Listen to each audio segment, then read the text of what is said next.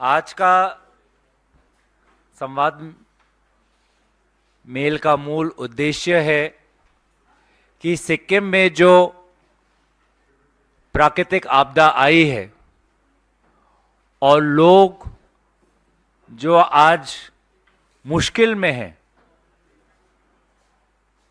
उनके तरफ केंद्र सरकार का हम ध्यान आकर्षित करना चाहते हैं।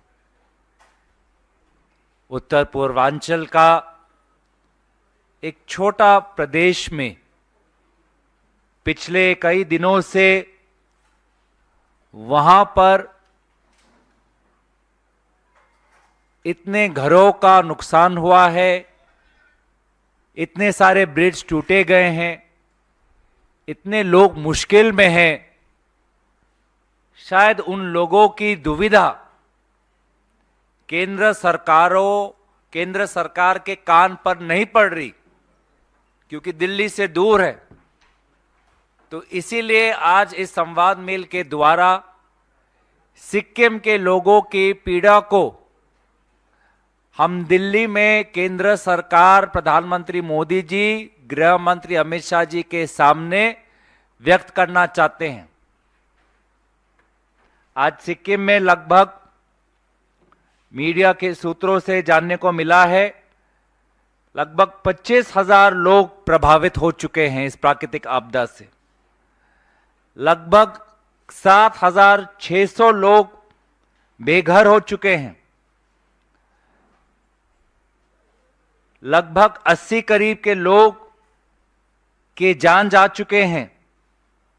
जो नेशनल हाईवे 10 है, जो सिक्किम को जोड़ता है पूरे देश से, आज उसकी अवस्था नहीं है। लगभग 23 जवान को हम ढूंढ नहीं पा रहे, उनको एक को हम बचा पाए हैं और 8 जवानों के शव अभी तक हासिल हुए हैं। लगभग 2000 से लगभग 3000 पर्यटक आज फंसे हुए हैं चाटन में, लाचन में, लाचुंग में, थांगू में, उत्तर सिक्किम में। और हम चुकतंग के जो लोग हैं, आज उनकी तो जो पीड़ा है मैं अपने शब्दों में भी बयान नहीं कर सकता।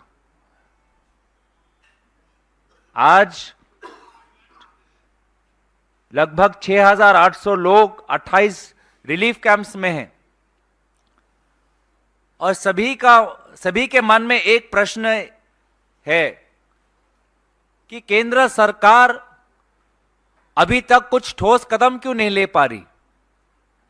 केंद्र सरकार सक्रिय रूप से सिक्किम के जमीन पर दिखाई क्यों नहीं दे रही, क्यों गायब है सिक्किम से। आज लोग पूछ रहे हैं कि जो नेशनल डिजास्टर रिस्पांस फोर्स है, उसको वहां सिक्किम में अलग अलग प्रभावित क्षेत्रों में पहुंचने में इतनी देरी क्यों हो रही है, जहां पर सिक्किम के गांवों के लोगों के मदद के लिए सिक्किम के कोने कोने तक पहुंच चुके हैं। तो वहां पर हमारी एनडीआरएफ और भारत सरकार के केंद्र सरकार से जो ट्रेन्ड प्रोफेशनल्स हैं, emergency professionals, dam engineers, rescue personal, वो समय पर अभी तक क्यों नहीं पहुंच पा रहे।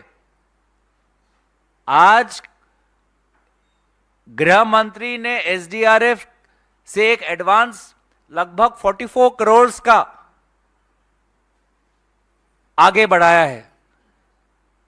शायद उनको आंकलन नहीं है कि सिक्किम में, उत्तर सिक्किम में कितना हमको नुकसान हुआ है लोगों को।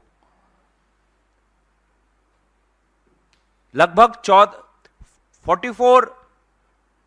14 ब्रिज आज टूट चुके हैं, जो पहाड़ी इलाकों में कनेक्टिविटी की एक वो जीवन धारा है। आप पहाड़ के इलाकों में आप समझ सकते हैं कि जब एक पुल टूटता है तो वहां पर कितने, अब जो दवाई हो, गाड़ी हो, लोगों को अपने घर में या अस्पताल जाने में कितनी दुविधा हो रही है।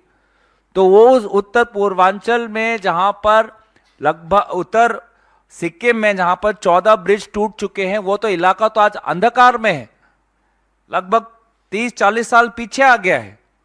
और ये उत्तर पूर्वांचल का जो उत्तर सिक्किम का जो इलाका है, भारत की सीमा से सटा हुआ है। क्या हमको नहीं पता कि सीमा के उस पार विदेशी ताकतें किस प्रकार से अपने सेना को तैनात करके रखी हुई है?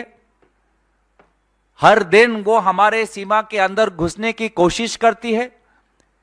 ऐसे माहौल में आज 14 पुल टूटे हुए हैं। आर्मी के लोग, अगर हमको अपनी सीमा को सुरक्षित करना है, हर इंच को भारत की सीमा को सुरक्षित करना है, तो कनेक्टिविटी को हमको जल्द से जल्द इसको ठीक करना है।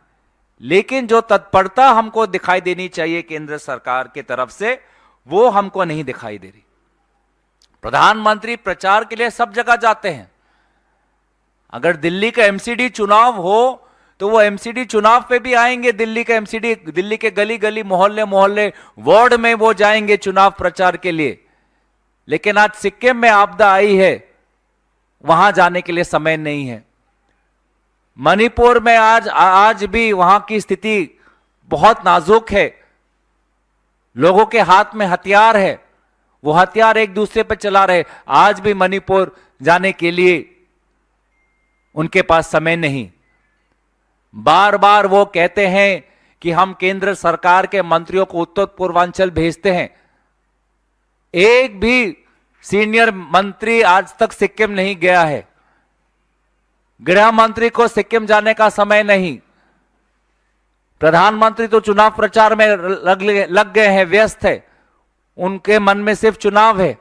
उन्होंने बस एक ट्वीट कर दिया, लगता है वहीं पर अपनी जिम्मेवारी खत्म कर दी उन्होंने। तो इसीलिए आज सिक्किम के लोग आज नाराज हैं, उदास है, मायूस है और मदद की अपेक्षा कर रहे हैं। क्योंकि ऐसे स्थिति में सिर्फ नेशनल जो हमारे फोर्सेस हैं, पर्सनल है, ट्रेन पर्सनल है, डॉक्टर है, उनकी जरूरत आज जमीन पर है। क्योंकि पहाड़ी इलाका में लोगों के पास पहुंचना इतना आसान नहीं है। एक इमरजेंसी ऑपरेशन आज केंद्र सरकार के तरफ से होनी चाहिए थी, लेकिन इमरजेंसी ऑपरेशन तभी होता अगर सरकार तत्परता दिखाती, प्राथमिकता दिखाती। तो यही हम बार बार देख रहे हैं कि एक एक प्रदेश के बाद जब भी उत्तर पूर्वांचल में कोई लोगों में कोई बड़ी मुश्किल आती है, तो प्रधानमंत्री मोदी जी और गृह मंत्री अमित शाह जी गायब हो जाते हैं। जब चुनाव आएंगे तो सब जगह दिखाएंगे, लेकिन जब लोगों को जरूरत है मदद की, तब ना प्रधानमंत्री दिखाई देते हैं, ना गृह मंत्री दिखाई देते। तो हमारा तो ये हमारी मांग है कि केंद्र सरकार राज्य सरकार को मदद करे, इमरजेंसी के तरीके से इसको देखा जाए। कोने कोने तक army, national disaster response force, जहां पे एयर ड्रॉप करना पड़े एयर ड्रॉप करे लोगों को। इस प्रकार की एक तत्परता दिखाए जो हमने जब सिक्किम में अर्थक्वेक आया था 2011-12 में, तब हमने देखा था कि किस प्रकार से हमने अपने पूरा देश एकजुट हो गया था। जब भूमिकंप हुआ था 2011-12 में, तो सिक्किम के लोगों को मदद करने के लिए। आज यही हम चाहते हैं इस संवाद वेल के द्वारा कि केंद्र सरकार अपना ध्यान दे और पूरा देश एकजुट हो, क्योंकि एक और उत्तर पूर्वांचल के प्रदेश में आज लोग मुश्किल में हैं और मुश्किल के समय उनकी मदद करना हम सब देशवासियों की कर्तव्य है। तो यही मैं बातें आपके सामने में रखना चाहता था। इसके अलावा अगर आप और कुछ प्रश्न हैं, मैं संक्षेप में मैं उत्तर दे दूंगा, पर मैं अंत में अंग्रेजी में मैं एक समराइज करना चाहता हूं। That this press conference has been especially organized to make the central government focus on the state of affairs in Sikkim. What we are facing in Sikkim is unprecedented. The damage is unprecedented. The loss in connectivity is unprecedented. Thousands of people have been displaced. Many have died. Many are living in relief camps. Chuptang, the people are in severe distress. Connectivity towards the border areas of India have been lost. This opens up an issue of strategic security. It puts our border security at risk at such a time when there are foreign elements in across our border. We cannot afford any of our border areas to be vulnerable, to be inaccessible to the Indian armed forces. We urge the central government to step up their aid. 44 crores is too small for the scale of devastation in Sikkim. We urge the central government to send a senior cabinet minister to review the situation. This is the situation. In such a situation, it would have been apt for the Union Home Minister to visit Sikkim. It would have been ideal for a Prime Minister who can find time to campaign in a Delhi Municipal Corporation election. It would have been ideal and it would have been normal to expect from such a Prime Minister who campaigns in a municipal election to visit and survey the state of affairs in Sikkim. Unfortunately, the Prime Minister is nowhere to be found. The Home Minister is nowhere to be found. Another state in the northeast is facing severe devastation and people are in severe distress. And another state in the northeast is seeing that the Prime Minister is absent. Our only hope is that like in 2011-12, when the earthquake hit Sikkim, the entire nation rallied together. Central government, state government, ordinary people, we all rallied together to help the people of Sikkim in need. Today is the time that we should do that because it is unprecedented. So with that, I would like to close my opening remarks.